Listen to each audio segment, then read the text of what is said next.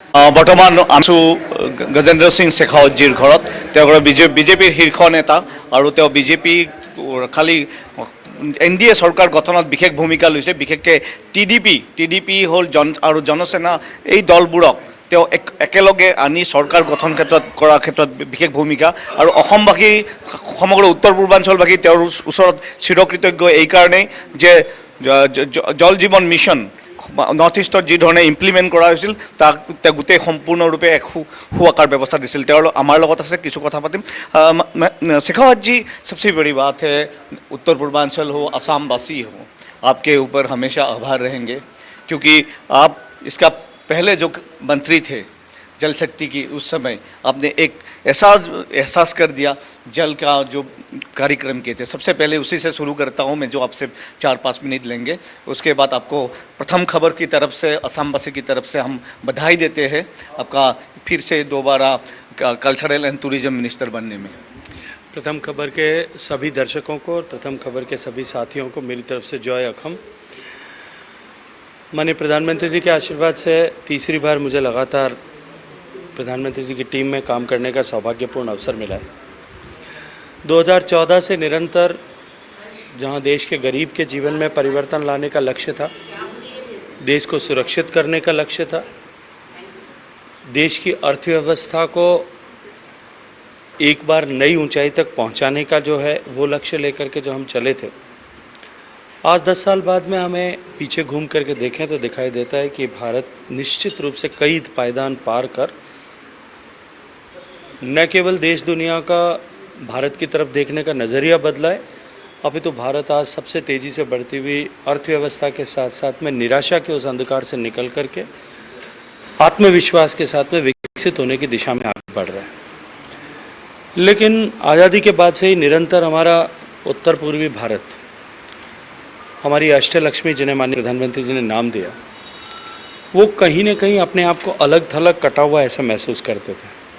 लेकिन पिछले 10 वर्षों में न केवल जल जीवन मिशन के माध्यम से पानी पहुंचाना, अपितु देश की सरकार की योजनाओं को प्राथमिकता से उत्तर पूर्वी भारत में लागू करने के लिए जिस तरह से कदम उठाए गए, और साथ साथ में उत्तर पूर्वी भारत में इंफ्रास्ट्रक्चर के डेवलपमेंट पर जिस तरह से काम हुआ, आज ये अष्टलक्ष्मी प्रदेश जो हैं वो भारत के अन्य सभी प्रदेशों से सभी क्षेत्रों में कम्पीट करते हुए ऐसे दिखाई दे रहे हैं। मैं सभी पूर्वोत्तर भारत के निवासियों को आपकी तरफ से, आपके चैनल के माध्यम से बहुत सारी बधाई देना चाहता हूँ। और दूसरी बात है आपका जो अभी कल्चर और टूरिज्म, ये आप राजस्थान से है और वही से देखेंगे तो पूरा भारतवर्ष कल्चर और संस्कृति और पर्यटन, ये दोनों के वास्ते ही सारा दुनिया को जानते हैं। और हमेशा उसके अलावा भी देश के दूसरे हिस्से में भी तो अलग अलग कल्चर है, अलग अलग टूरिज्म का पोटेंशियल है, असम और नॉर्थ ईस्ट में भी है। तो आपका कैसे प्लानिंग है, क्योंकि प्रधानमंत्री ने डेफिनेटली 100 दिन का कुछ कार्यक्रम, तो उस आधार से आप भी थोड़ा कुछ प्लानिंग करके रखे हैं? देखिए, माननीय मोदी जी की सरकार निरंतरता के लिए पहचानी जाती है। केवल कोई 100 दिन का एजेंडा बना करके या केवल कोई एक मंत्री आकर के कुछ अपनी तरफ से एकाएक कुछ आमूलचूल परिवर्तन करें, ऐसी प्रथा और विधा नहीं है। 2014 से जो लक्ष्य लेकर के हम चले थे, माननीय प्रधानमंत्री जी का स्पष्ट रूप से मानना है कि टूरिज़्म में इतना पोटेंशियल है कि वो भारत की इकोनॉमी का ड्राइवर बन सकता है, और भारत की अर्थव्यवस्था को जो 5वें पायदान पर पहुंची है, जो तीसरे पायदान पर पहुंचने वाली है, और जो कमिटमेंट हम लोगों का है कि हम भारत की अर्थव्यवस्था को एक नई ऊंचाई प्रदान करेंगे, भारत को सशक्त, संपन्न, समृद्ध, शक्तिशाली देश, विकसित देश बनाएंगे, निश्चित रूप से आने वाले समय में उसके पर्यटन की बहुत बड़ी भूमिका होगी, उसका बहुत बड़ा योगदान भी होगा। आज पर्यटन भारत की GDP में 6% से ज़्यादा का योगदान करता है। इसको किस तरह से हम बढ़ा सकते हैं, किस तरह से दोगुना कर सकते हैं, इस सब योजना पर विचार करके हम सब काम करेंगे। क्योंकि भारत में बड़ी कल्चरल डाइवर्सिटी और बहुत रिच कल्चर और हेरिटेज है, इसलिए भारत में न केवल भारतवासियों के लिए, अभी तो पूरी दुनिया के लिए आकर्षित हो सके ऐसे अनेक बिंदु भारत में हैं।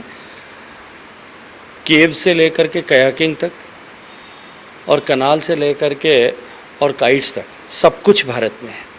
तो इसलिए भारत को कि इस कल्चरल डाइवर्सिटी को हम दुनिया को दिखा सकें। भारत न केवल लोकतंत्र की मातृभूमि है, भारत न केवल कला साहित्य संस्कृति की मातृभूमि है, भारत की भाषाएं न केवल दुनिया की अधिकांश भाषाओं की जननी है, भारत पूरी दुनिया में ज्ञान का प्रणेता रहा है, विज्ञान का प्रणेता रहा है। ये जो भारत की सॉफ्ट पावर है, इस सॉफ्ट पावर को हम भारत की बढ़ती हुई ताकत को मल्टीप्लाई करने के लिए किस तरह से उपयोग ले सकें और भारत को आकर्षण का केंद्र बना सकें, इस दृष्टिकोण से हम सब काम करेंगे। और दूसरी बात है आपकी असम हो नॉर्थ ईस्ट में काफ़ी राजस्थान से लोग वहाँ बैठा हुआ है, 2 साल से पुरानी भी है, अभी भी आते हैं, तो वो लोग हैं, उन लोग भाई बहन के लिए दो आपका अपनी ही भाषा में कुछ मैसेज देना चाहते हैं तो भी। तो मैं प्रथम के माध्यम से जितने भी मारवाड़ी व्यवसायी पूरे पूर्वोत्तर भारत के सुदूर कोण में रह रहे हैं, जिन्होंने पूर्वोत्तर भारत की अर्थव्यवस्था में एक बड़ा योगदान किया है, मैं आप प्रथम के माध्यम से आप सबको बहुत सारी बधाई देता हूँ, बहुत सारी शुभकामनाएं देता हूँ। पिछले 2-3 पीढ़ियों से जो रह करके आप लोगों ने इस तरह से वहाँ की अर्थव्यवस्था में योगदान किया है, वो निश्चित रूप से आने वाले समय में बहुत प्रभावी भी होगा और प्रमुख भी होगा।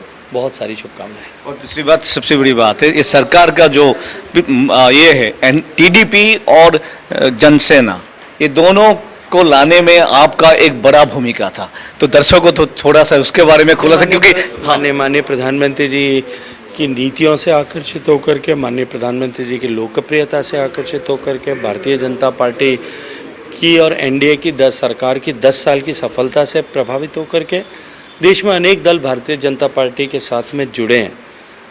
और इस बार प्रमुख रूप से जिस तरह से आंध्र प्रदेश में तेलुगु देशम पार्टी और पवन कल्याण साहब की जनसेना, इन दोनों ने भारतीय जनता पार्टी के साथ में जुड़ करके हमने समन्वित प्रयासों के साथ में चुनाव लड़ा। आज परिणाम हम सबके सामने है।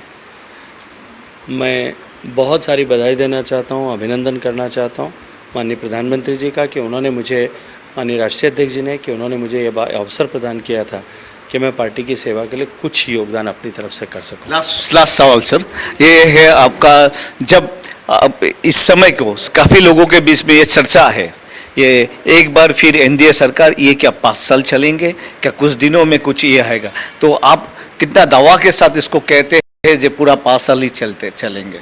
ये निश्चित रूप से 5 साल चलेगा, पर मैं तो इसको उससे भी आगे देखता हूँ। 2029 में भी एनडीए की सरकार बनेगी और 34 में भी एनडीए की सरकार बनेगी। आज आप अपने डायरी में लिख करके रखिएगा। প্ৰিয় দৰ্শক, এয়া আছিল গজেন্দ্ৰ সিং শেখাৱত, কেন্দ্ৰীয় সংস্কৃতি আৰু পৰ্যটন মন্ত্ৰী, আৰু তেওঁৰ বাসগৃহৰ পৰা নতুন দিল্লীৰ আমি কিছু তেওঁৰ লগত কথা পাতিলোঁ আৰু দৰ্শকক এইসমূহ আমি দিলোঁ। প্ৰথম খবৰৰ পৰা কেমেৰা পাৰ্চন বিটু বৰা আৰু মোৰ 2 সহযোগী দিনেশ কুমাৰ চৌহান অৰ্থাৎ DK আৰু ৰাতুল ৰঞ্জন চৌধুৰীৰ সহযোগত।